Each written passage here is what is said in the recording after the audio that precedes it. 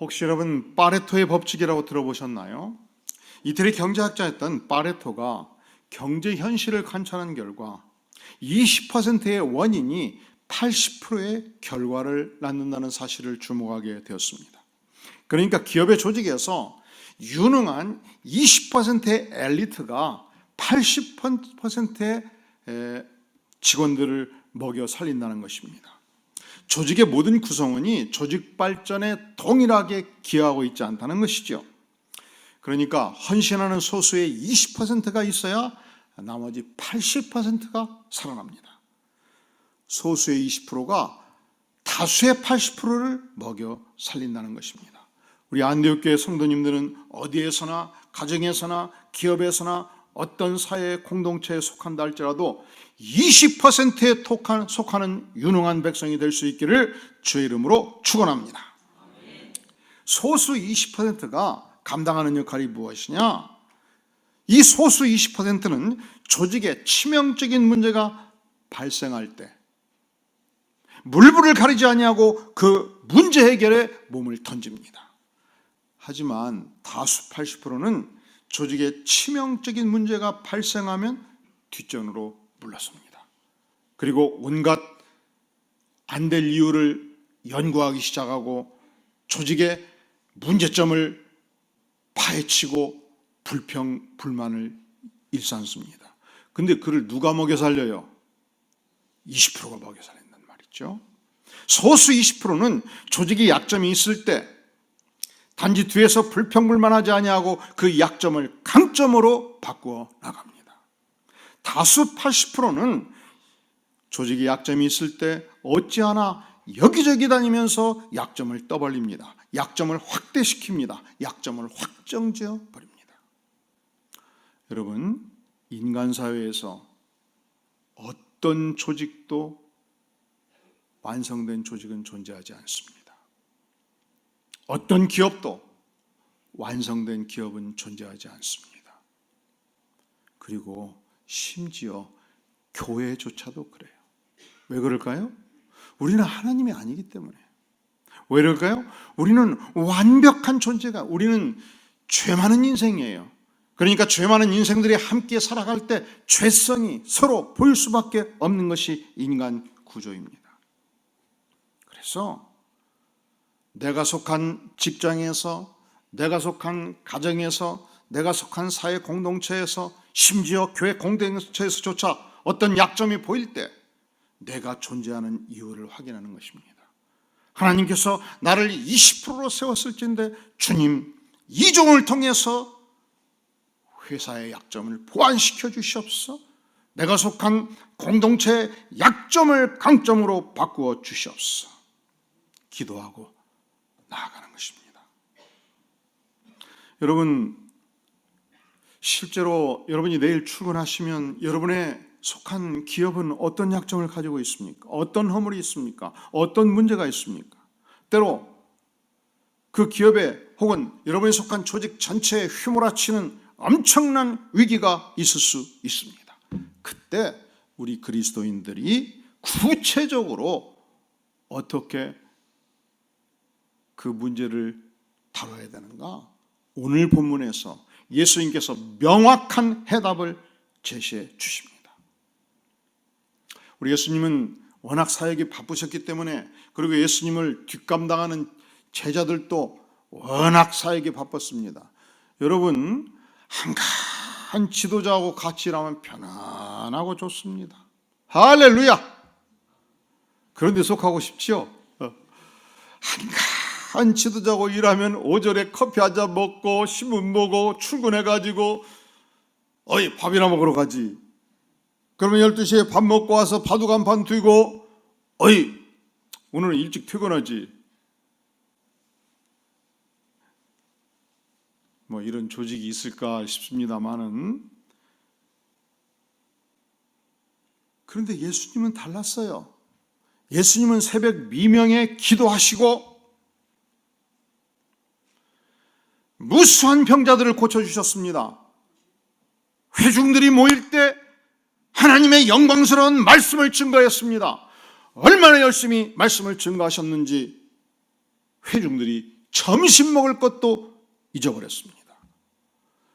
이제 이렇게 불철주야 일하는 지도자를 만나면 이 예수님의 제자들은 한가할 수 있을까요? 엄청 바빴어요. 너무 피곤했어요. 그래서 예수님이 안 되겠다.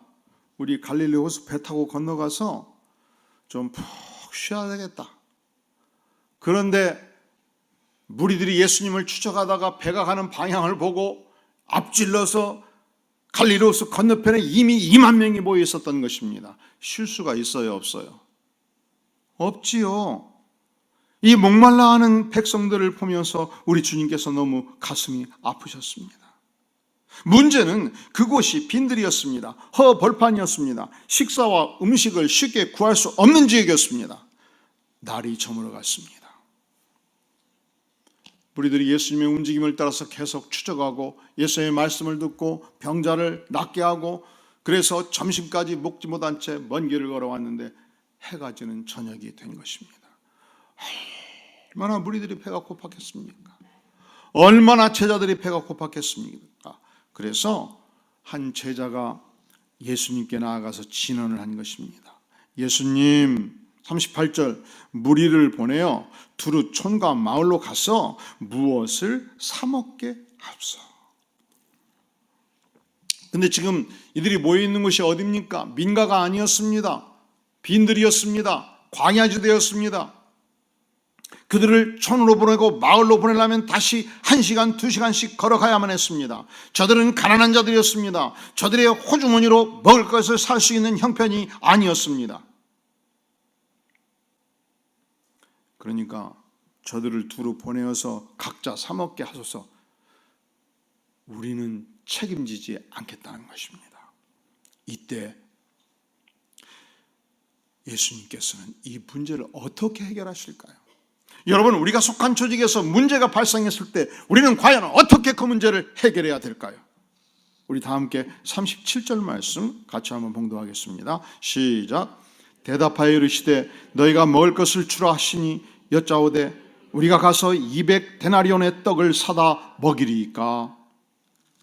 우리 주님이 뭐라고 말씀하셨어요? 너희가 먹을 것을 주라. 제자들은 어떻게 생각했어요? 우리가 왜 그걸 책임집니까? 각자 가서 알아서 먹으면 되는 거 아닙니까? 예수님의 생각이 달랐던 거예요. 너희가 먹을 것을 주라, 이 말씀은 너희가 이 문제를 태클하는 거예요. 너희가 이 문제를 테이크업하라는 거예요. 너희가 이 문제를 끌어안고 해결하라는 거예요. 너희가 조직의 핵심이 되라는 거예요. 문제 해결에 분명한 방책을 내라는 것입니다. 파레토의 법칙에서 결코 80%에 속하지 말고 20%에 속하라는 것입니다.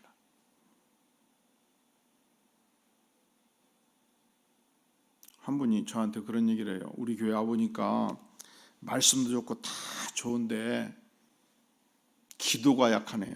그래서 그랬어요. 그러면 강력한 기도팀을 이끌어가면 좋겠어. 그랬더니 그냥 왕성하게 화요교회가 일어나요. 여러분, 어느 조직에 가서나 문제 있는 것은 내가 해결하라고 주께서 보내신 줄로 믿습니다. 할렐루야. 그냥 이럴 때는 아멘을 그냥 아멘 이렇게 외치면 얼마나 좋겠어요. 예? 여러분이 어느 조직에 가서 문제가 보이더라거나 하나님께서 나에게 이 문제를 해결하라고 보내신 줄로 믿습니다. 이 연설은 그렇게 외치는 바입니다. 할렐루야.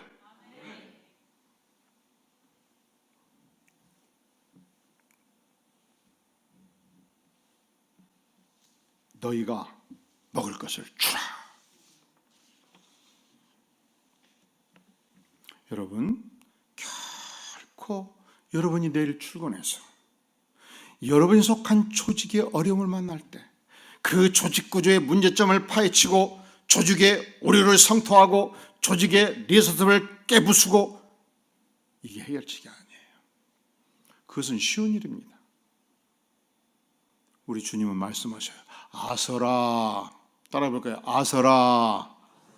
여러분, 주변에서 출근했는데 뭐 과장이 어떻고 뭐 팀장이 어떻고 뭐 이사가 어떻고 뭐 사장이 어떻고 끝없이 비난하면은 상관이든지 부하든지 아서라 하면 돼요. 따라해볼까요? 아서라. 상관이든지 부하든지 관계없이 아니다. 아서라. 너가 문제다. 너가 이 문제를 테이크업하라. 내가 이 문제를 테이크업하겠다. 우리 주님께서 그렇게 인생을 사셨습니다. 3, 4절을 보십시오. 예수께서 나와서 큰 무리를 보시고 그 목자 없는 양 같음으로 인하여 어떻게 하겠다고요?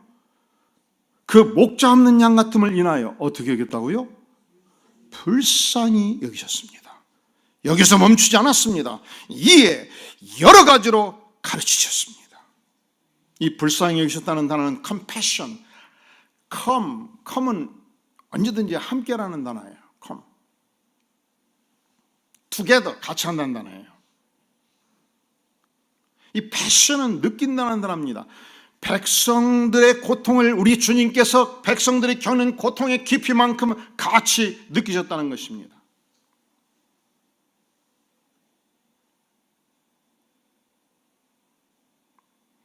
백성과 함께 백성이 절망하면 그 절망을 주님도 안았고, 백성들이 좌절하면 주님도 같은 좌절의 고통을 느끼셨고, 백성들이 아파하면 주님은 더 이 아픔을 가슴으로 껴안으셨습니다.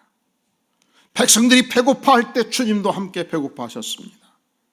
이 불쌍히라는 단어의 헬라의 의미는 저 깊은 곳에 속 창자가 끊어지는 고통이에요.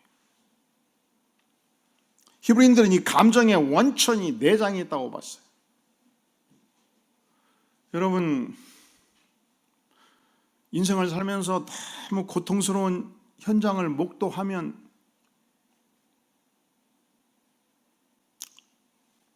첫째로 나타나는 현상이 밥맛이 팍 떨어져 버리죠. 너무 내 인생의 슬픈 고통의 현실을 겪으면 밥을 한 숟갈 딱 넣었는데 내가 이 한 숟갈을 삼켜야 되냐 마냐 이런 때가 있어요. 그리고 숟갈을 지워버립니다. 그렇게 일주일을 살다 보면 아이고 이러다가 죽게 되겠다 안 되겠다, 살기 위해서 뭐 한 잔은 살아야지 하면서 한 그릇을 딱 억지로 먹었는데 이상하지요. 다 개운해요. 안 받아요. 그러니까 우리가 느끼는 슬픔과 고통의 감정을 같이 누가 느끼고 있는 거예요? 위장이 느끼고 있는 거예요. 그래서 현대의학은 이 뇌가 말이죠, 두뇌가 있고 장뇌가 있다고 말해요. 이 두뇌와 장뇌 사이에 미주신경이 흘러가는데, 그런 고통이 있을 때 이 미주신경을 막 두들려주면 빵 뚫려갖고 시원해. 그냥 옛날에 할머니들이 그냥 자식이 그냥 논 딱 팔아가지고 맞아가고 들어와가지고 또 판다고 하니까 그냥 아이고 썩은 놈 자식, 내 팔자가 무슨 팔자냐면서 막 가슴을 찌잖아요. 이게 미주신경을 두들려줌으로 말미암아 속 편하게 하는 거예요. 그런 일을 만나면 자꾸 두드리시기를 바랍니다. 부부가 함께 앉아서 두드리시기를 바랍니다. 이 두드리면 문제가 해결이 돼요. 근데 주님께서 백성들의 목자 없는 양 같은 고통스러운 상황을 보면서 저 깊은 곳에 속 창자가 끊어지는 그 고통을 안고 사셨습니다. 중국에 가면 유명한 사회복지 시절 꽃동네라는 거 아시죠? 꽃동네가 처음 시작된 사연이 이렇습니다. 어느 날 한 거린 한 명이 오응진 신부님을 찾아왔습니다. 제가 배가 고픈데요, 한 끼 식사값을 좀 주시죠. 줬습니다. 근데 얼마 지나니까 또 찾아왔습니다. 그런데 이번에는 제가요 9명의 식사비가 필요하거든요. 저까지 10명의 식사비를 주시면 좋겠습니다. 그래서 그냥 줬어요. 근데 하도 이상해서 이 거린의 행방을 추적을 했습니다. 그 집을 찾아갔는데 허름한, 금방 무너질 것 같은 허름한 운막직에 9사람이 누워 있었습니다. 너무 가슴이 아파서 이제 그 거린을 기다리게 되었습니다.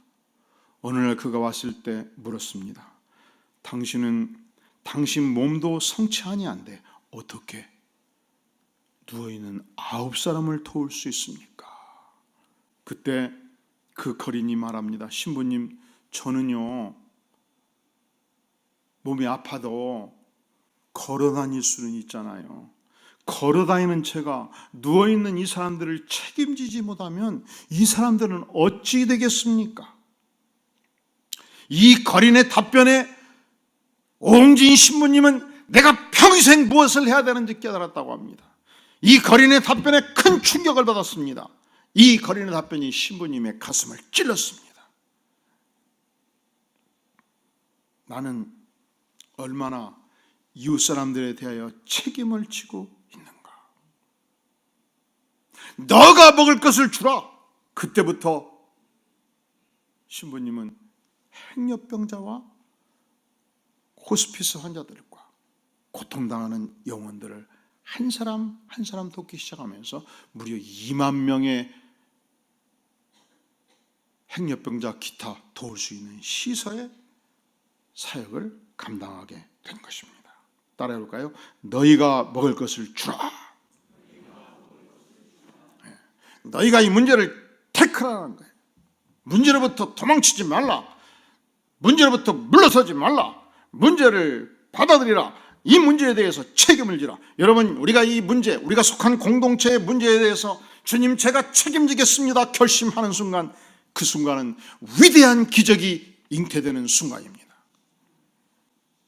그러니까 어느 조직에서나 문제 해결 방책의 첫 번째는 너희가 먹을 것을 주라는 거예요. 너희가 이 문제를 책임지라는 거예요. 두 번째, 문제 해결 방책이 있습니다. 그것은 내게 있는 것을, 우리에게 있는 것을, 그것이 아무리 작은 거라 할지라도 우리 주님께 정성을 다하여 바치는 것입니다. 오늘 말씀에 38절을 주목해 보세요. 이르시되 너에게 떡 몇 개나 있는지 가서 보라 하시니 알아보고 이르되 떡 5개와 물고기 2마리가 있더이다 하거늘 제자들에게 명하사. 자 보세요. 우리 예수님께서 명령하셨어요. 너희가 가지고 있는 떡이 몇 개냐? 이때 안드레가, 한 소년이 가지고 있었던 도시락을 열었습니다. 그런데 거기에 떡 5개, 물고기 2마리가 있었던 거예요. 얘야, 이거 잠깐만 빌려다오. 그것을 예수님께 바친 것입니다. 이것을 드림으로 말미암아 2만 명의 백성들에게 배불리 먹일 수 있는 단초를 열어간 것입니다. 우리는 어떤 문제가 발생하면 그 문제의 원인을 분석하면서 사람들의 잘못된 삶과 행동 양식을 비난하기 쉽습니다. 요즘 말이야, 도무지 부자들은, 체벌들은 자기 속만 차리고 자기 생만 하고 자기 배만 불리지, 이 사회 공헌 활동을 하질 않단 말이야. 도무지 우리 회사 대표라는 사람이 뭐가 문제고 뭐가 문제고 뭐가 문제고 뭐가 문제고 잘못됐어. 그러나 주님은 달라요. 절대로 여러분 출근해서 그렇게 하지 마세요. 혹시 주변에 그런 사람이 있으면 어떻게 하면 된다고요? 따라해 볼까요? 아서라, 아서라. 여러분도 사업을 해서 사장이 되어보세요. 그 쉬운가?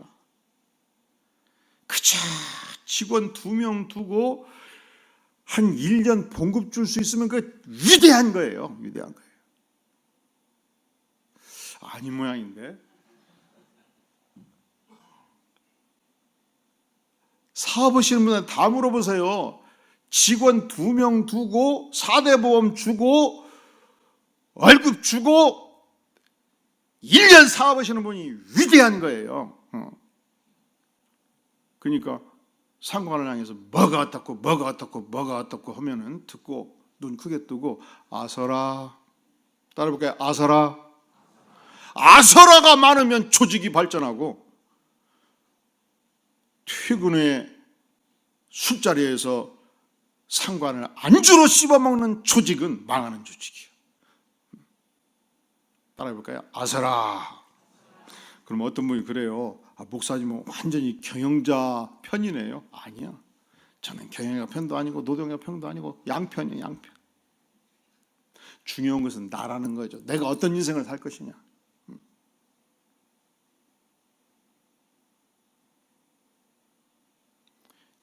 떡 5개, 물고기 2마리. 그것을 오병이어를 주님께 드렸을 때 이 작은 드림이 역사를 바꾸는 위대한 사건이 된 것입니다. 여러분, 우리가 신약성경에서 가장 큰 기적의 사건은 그리스도의 부활이에요. 죽음을 뚫고 부활하신 예수 그리스도. 그리고 이 오병이어의 기적이 위대한 기적이 된 것입니다. 우리가 드린다고 그럴 때 단지 물질의 헌신만을 의미하는 것은 결코 아닙니다. 우리 주변에 고통스러워하고 아파하는 이웃이 있다면 따스한 음료 한 잔 건네는 것, 이거 소중한 드림이죠. 따뜻한 위로 말을 한마디 하는 것, 어깨에 손을 얹고 간절히 기도해 주는 것, 위대한 드림입니다. 이 작은 드림이 주 앞에서 온전히 이루어지는 그 순간 위대한 기적은 시작된단 말이죠. 그렇다면 우리 주님이 원하실 때 여러분은 무엇을 주님께 드리시겠습니까? 영국의 선교사에 탐험가였던 리빙스톤은 본인이 선교사로 헌신하기 전에 소년 시절 부흥에 참석했다가 은혜를 받았습니다. 엄청 은혜를 받았습니다. 드디어 헌금 시간이 됐습니다. 근데 가진 돈이 전혀 없었어요. 이제 헌금위원들이 쫙 8명이 들어오고 있었습니다. 그 뒤를 마지막으로 그가 따라가고 있었습니다. 헌금 단위에 헌금보가 올려졌을 때 그 옆에 무릎 꿇고 앉아서 기도하고 있었습니다. 주님, 저는 가진 것이 아무것도 없네요. 주님, 저를 받아주세요.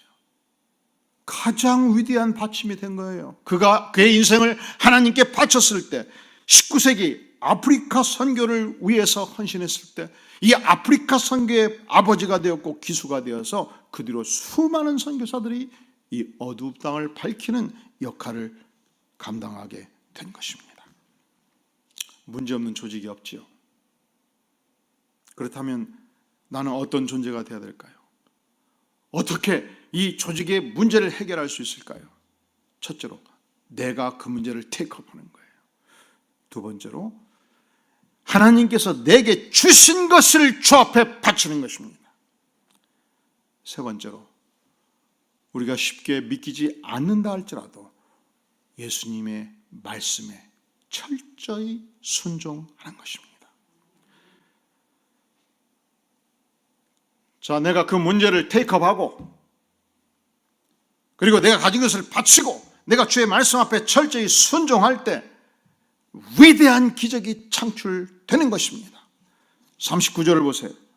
제자들에게 명하사 그 모든 사람에게 때를 지어 푸른 잔디 위에 앉게 하셨습니다. 제자들에게 명령했습니다. 너희들은 모든 사람들을 그룹으로 이 푸른 잔디 위에 앉게 하라. 100명씩 50명씩 앉게 하라. 이 2만 명의 백성들을 조직화해서 앉도록 만든 것입니다. 왜냐하면 먹을 것을 나눠주기 위해서. 믿음이 없으면 감당할 수 있었겠습니까? 이렇게 해서 다 앉혀놓고 맛있는 거 준다고 해놓고 안 줘버리면 우리 체면은 무엇이지? 그렇게 생각하지 않았습니다. 주께서 명하시면 무엇이든지 하겠나이다. 여러분, 순종이 믿음입니다. 순종하는 자가 순종을 명하는 자보다 더 탁월한 인격이 되는 것입니다. 우리는 순종을 통해서 주님을 배웁니다. 이 순종이 있을 때 강력한 사역이 일어나는 것입니다.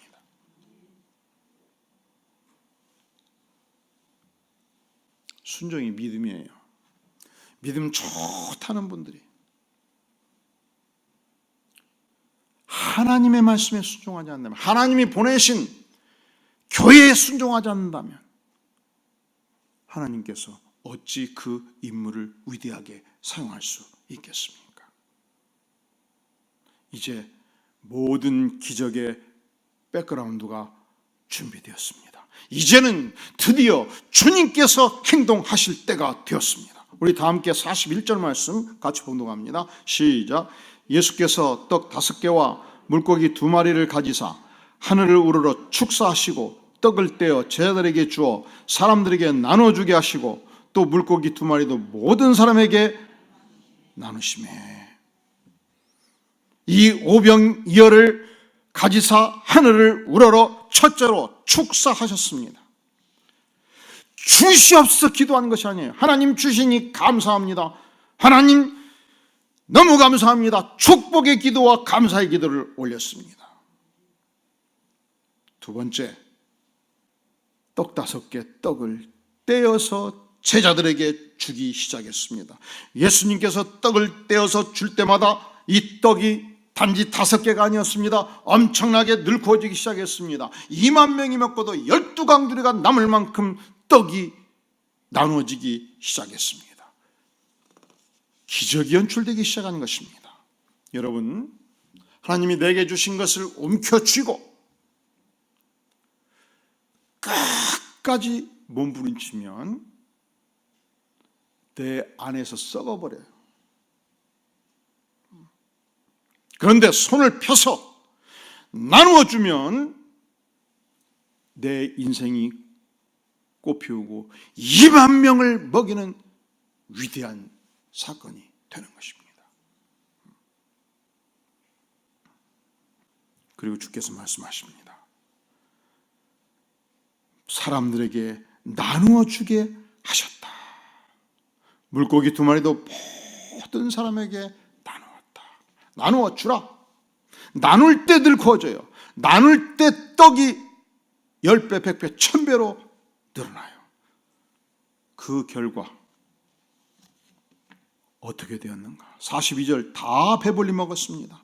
남은 떡 조각과 물고기 12바구니에 차게 거두었습니다.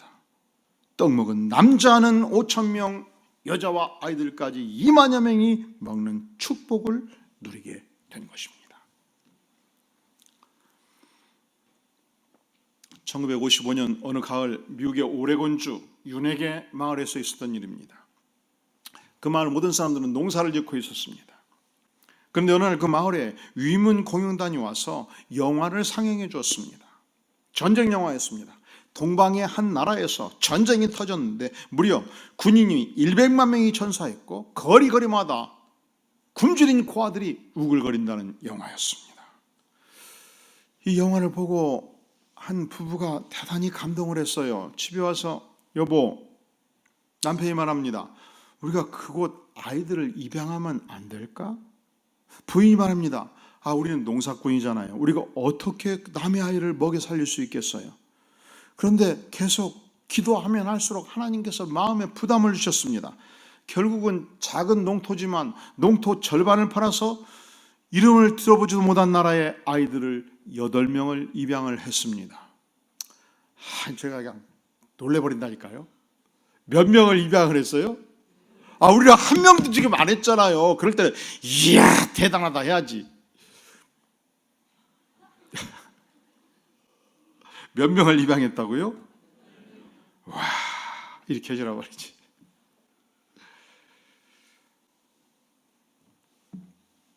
그런데 문제는 이 8명 동양의 얼굴을 가진 아이들이